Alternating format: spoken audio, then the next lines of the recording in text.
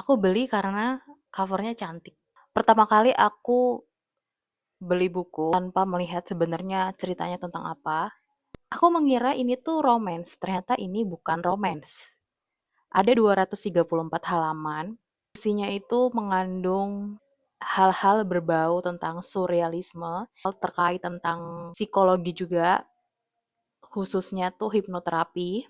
Jadi buku ini terinspirasi dari teori kuantum.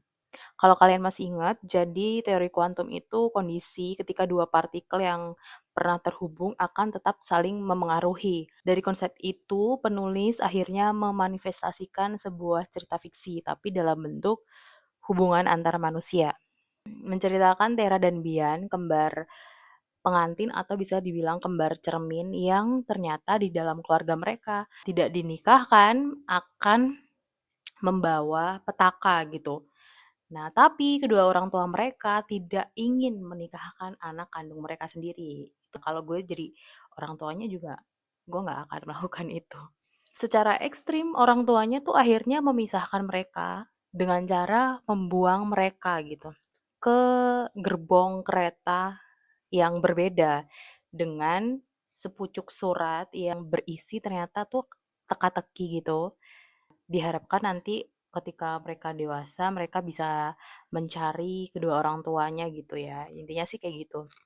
Nah, akhirnya mereka ditemukan oleh dua keluarga yang berbeda. Bian hidupnya sengsara terus kayak sial terus, sedangkan Tera hidupnya kaya dan selalu beruntung gitu. Ternyata tanpa mereka sadari sebenarnya tuh mereka tuh terhubung gitu loh. Jadi mereka tuh kayak punya ikatan batin gitu. Umur 23 tahun, akhirnya mereka tuh kayak berkeinginan untuk mencari kedua orang tuanya. Dari situlah petualangan mencari orang tuanya itu terjadi. Kejadian yang mereka alami tuh kayak saling terkait gitu loh. Dan itu tuh bikin kita sebagai pembaca tuh kayak, wah ini padahal dikit lagi loh ketemu. Tapi kayak, aduh gitu. Ada orang lain yang memanfaatkan kekuatan mereka. Kekuatan mereka itu bisa digunakan untuk menguasai dunia. Misalnya jadi kayak begini. Tapi jujur ini tuh seru. Kok plotnya jadi kayak gini gitu. Kocak gitu pokoknya ada kocaknya deh.